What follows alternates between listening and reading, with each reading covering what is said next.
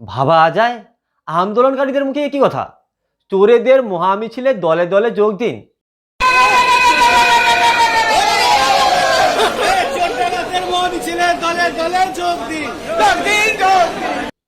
এর একটাই অর্থ, গতকাল মাননীয় মুখ্যমন্ত্রী মমতা বন্দ্যোপাধ্যায় ডিএ আন্দোলনকারীদের উদ্দেশ্যে বলেছিলেন, যারা এই আন্দোলনটা করছে, যারা এই ডিএর জন্য দাবি করছেন, তারা চিরকুটে চাকরি পাওয়া লোক, তারা চোর ডাকাতের সর্দার। সুতরাং এই কথা বলার পর রাজ্য সরকারি কর্মচারীরা যারা ডিএর জন্য আন্দোলন করছেন তারা রীতিমতো ক্ষুব্ধ। এই যে চোর ডাকাতগুলো, যে চোর ডাকাতগুলোর লিস্ট শশী দেখাও আমায় একবার, যে চোর ডাকাতগুলোর লিস্ট এমনিতে চিরকুটে চাকরি পেয়েছিল, সব গিয়ে বসে আছে ওইখানে ডিএর ওখানে। সেই চোর ডাকাতদের লিস্ট একটু উঠে দাঁড়িয়ে করে করে নামগুলো, নামের লিস্টগুলো দেখাও। এর যে মহামিছিল শিয়ালদা থেকে শুরু করে শহীদ মিনার পর্যন্ত গেল, সেই মহামিছিলে শুধু একবার ভিড়টা দেখুন, রাজ্য সরকারি কর্মচারীদের উপস্থিতি খালি দেখুন এই মহামিছিলে।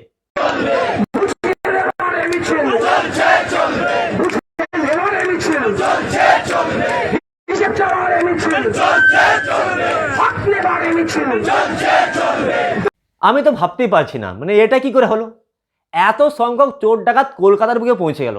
মানে যারা এই ডিএর দাবিতে আন্দোলন করছেন, স্বচ্ছ চাকরির দাবিতে আন্দোলন করছেন, তারা কি করছেন, শিয়ালদা থেকে শহীদ মিনার পর্যন্ত হাঁটতে হাঁটতে স্লোগান দিতে দিতে পৌঁছে যাচ্ছেন। সরকারের বিরুদ্ধে স্লোগান দিচ্ছেন, ডিএর দাবিতে স্লোগান দিচ্ছেন, স্বচ্ছ চাকরির জন্য স্লোগান দিচ্ছেন।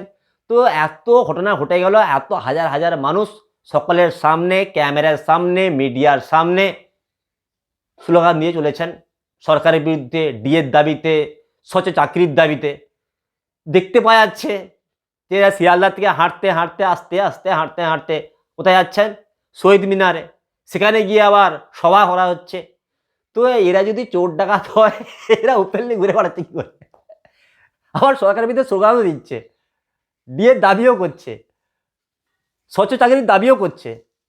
তো যদি এরা সকলে চোর ডাকাতি হয়, আর চোর ডাকাতের সর্দার যারা এই ধর্ণা মঞ্চে বসে আছেন, যারা এই মিছিলটাকে অর্গানাইজ করেছেন, তারাও সেখানে উপস্থিত রয়েছেন, তো আমার এই প্রশ্ন হচ্ছে, আমি তো বুঝতেই পারছি না কী করে এত সংখ্যক চোর ডাকাত কলকাতার বুকে শিয়ালদা থেকে শহীদ মিনার পর্যন্ত হাঁটতে হাঁটতে পৌঁছে গেল, সরকারের বিরুদ্ধে স্লোগান দিতে দিতে পৌঁছে গেল, ডিএর দাবি করতে করতে শহীদ মিনার পৌঁছে গেল, স্বচ্ছ চাকরির দাবি করতে করতে শহীদ মিনারে পৌঁছে গেল, সেখানে গিয়ে আবার সমাবেশ করে দিল।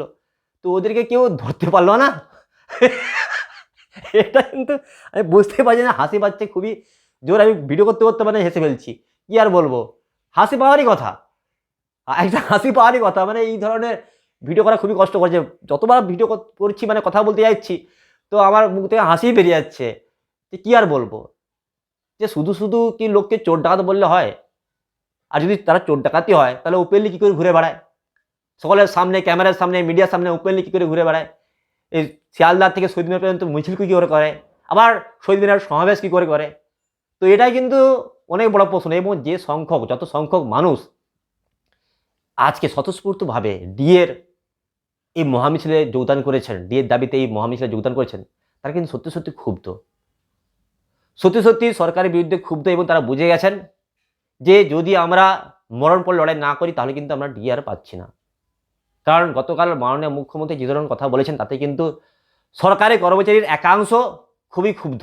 একাংশই বলবো, সকলে ক্ষুব্ধ নয়, সকলে কিন্তু ক্ষুব্ধ নয়। যাই বলা হোক না কেন, ওনারা ক্ষুব্ধ হবেন না। তো যে সংখ্যক সরকারি কর্মচারীরা ক্ষুব্ধ হয়েছেন, তারাই উপস্থিত হয়েছিলেন আজকে এই ধর্ণা মঞ্চে আর এই মহামিছিলে, এই সমাবেশে। তো বোঝা যাচ্ছে যে বহু সংখ্যক রাজ্য সরকারি কর্মচারীরা কিন্তু ক্ষুব্ধ রয়েছেন। এবং এই মহামিছিলে যে যত সংখ্যক মানুষ উপস্থিত হয়েছেন, যত সংখ্যক সরকারি কর্মচারীরা উপস্থিত হয়েছেন, সেই সংখ্যাই বলে দিচ্ছে যে কত সংখ্যক মানুষ রাজ্য সরকারের উপরে ক্ষুব্ধ রয়েছে। বন্ধুরা, আপনাদের কি মনে হয় অবশ্যই আপনারা কমেন্ট বক্সে লিখে জানাবেন।